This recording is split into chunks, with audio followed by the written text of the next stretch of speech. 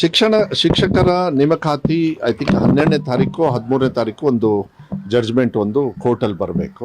ಅದು ಏನೇ ಆದ್ರೂ ಕೂಡ 6% ಮಾತ್ರ ಕ್ವೆಶ್ಚನ್ ಇರೋದು. ಆ 6% ಬಿಟ್ಟು ನೇಮಕಾತಿನ ಎಲ್ಲ ಕಡೆನೂ ನಾವು ಮಾಡ್ಬೋದು ಅಂತ ಬರೀ ಶಿಕ್ಷಣ ಇಲಾಖೆ ಅಲ್ಲ, ಕರ್ನಾಟಕ ರಾಜ್ಯದಲ್ಲಿ ಎಲ್ಲ ಇಲಾಖೆಯಲ್ಲೂ ಕೂಡ ಮಾಡಬೇಕಂತ ಮೊನ್ನೆ ಮುಖ್ಯಮಂತ್ರಿಗಳು ಹೇಳಿದ್ದಾರೆ.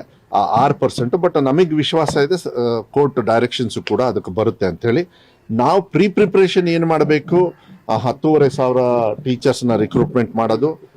ಸರ್ಕಾರಿ ಶಾಲೆಗಳಲ್ಲಿ, ಅನುದಾನಿತ ಶಾಲೆಯಲ್ಲಿ ಸುಮಾರು 5,000 ಚಿಲ್ಲರೆ, ಅಂದರೆ 6,000 ಹೆಚ್ಚು ಕಮ್ಮಿ ಆಗುತ್ತೆ ಅವ್ರಿಗೂ ಕೂಡ. ಮತ್ತು ಇನ್ನು ಇಲಾಖೆಯಲ್ಲಿರ್ತಕ್ಕಂಥ ಯಾವುದಾದ್ರು ಏನು ನೇಮಕಾತಿ ಪ್ರಕ್ರಿಯೆ ಆಗಬೇಕು ಅದನ್ನು. ಬಟ್ ಒಂದು ಗ್ಯಾರಂಟಿ ನಾನು ಕೊಡ್ಲಿಕ್ಕೆ ಇಷ್ಟಪಡ್ತೀನಿ, ಜೂನ್ 1ನೇ ತಾರೀಕು ಸ್ಕೂಲ್ ಸ್ಟಾರ್ಟ್ ಆಗ್ತದೆ.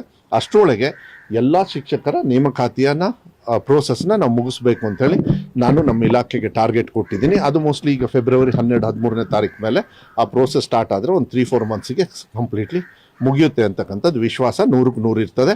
ಸೊ ಶಿಕ್ಷಕರು ನೇಮಕಾತಿಯನ್ನು ಆಗಲೇ 13,000 ಜನರು ತಗೊಂಡು ಟೀಚರ್ಸ್ನ ನಮ್ಮ ಸರ್ಕಾರ ಬಂದ ಮೇಲೆ ಆಗಲೇ physically they are already teaching there. ಶಿಕ್ಷಣ ಸಚಿವರು ಏನು ಹೇಳಿದ್ದಾರೆ ಅಂತ ಕೇಳಿಸ್ಕೊಂಡ್ರಿ ಅಲ್ವಾ. ಸೊ ಈ ಸಲ ನೋಟಿಫಿಕೇಷನ್ ಆಗೇ ಆಗುತ್ತೆ. ಸ್ವಲ್ಪ ತಡವಾಗ್ಬೋದು ಅಷ್ಟೇ, ಯಾಕಂದರೆ ಈ ಸಲ ಅವ್ರ ಮೇಲೂ ಕೂಡ ಪ್ರೆಷರ್ ತುಂಬ ಇದೆ. ಶಿಕ್ಷಣ ಸಚಿವರೇ ಹೇಳಿದಂತೆ ಮಾರ್ಚ್ನಲ್ಲಿ ಅಧಿಸೂಚನೆ ಹೊರಡಿಸ್ಬೋದು.